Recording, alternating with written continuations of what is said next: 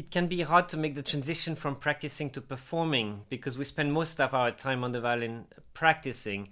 And so sometimes the question comes up, what should I be thinking about? I feel like my mind is overly cluttered, or I feel like my mind is blank. And I think it's important to keep it simple. So I want to go over the three main ideas of what needs to happen when we are performing and really nothing else. The first step when we are performing is what I call imagining, which is basically getting a mental image of what you want to produce. And that needs to happen before anything else, before you even play one note. So the components of imagining is obviously trying to imagine having a mental image of the notes, such as the intonation, the sound you want. But it goes well beyond that. It's a sense of tempo, a sense of pacing, a sense of character. And this needs to happen always ahead of the process so that you are directing your playing. And it's a very active process. In many ways, this is the most important component since you need to know exactly what you want to sound like to be able to give a good performance. While imagining is essential, it would be nothing without the second component, listening. Hopefully, most of us realize that listening is essential, and listening involves many elements. It involves sound quality, intonation, dynamics, rhythm, and so on. And in performance, those two elements feel nearly like one and the same, the imagining and the listening. But I think it's important to realize these are two separate actions. And sometimes we're better at one or the other.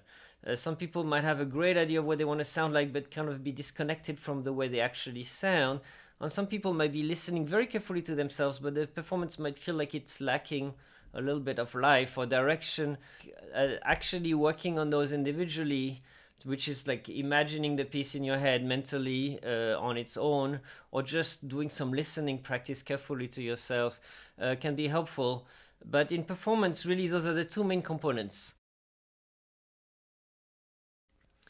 And of course, the final element is just a consequence of the other two, and it happens subconsciously, hopefully, which is adjusting.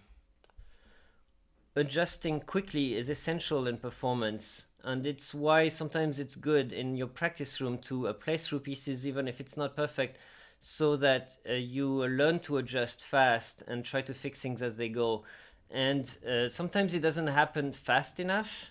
Sometimes it can't happen easily enough because there's some technical difficulties in the way, maybe some stiffness that makes it hard to adjust quickly. And the first one, of course, being intonation. Intonation needs to adjust extremely quickly at all times. And other things need to adjust as well. You might adjust your contact point, your attacks as you play. But really, that's it. You don't want to overburden your mind with too many things when you're performing. There are plenty of things that you should not be thinking about. First of all, don't tell yourself not to think about certain things because that never works. If you tell yourself you don't want to think about something, you can be sure to think about it. If you are focusing on the right things, your mind will never wander much beyond that, because if you're really thinking about what you want the music to sound like, the character of the music, the storyline, hopefully that will drive you throughout the performance. One thing that you certainly shouldn't be focusing on, and that tends to happen to a lot of us, is how to execute things technically, because that's the work you do in practice so that it becomes subconscious and you don't have to think about it in performance.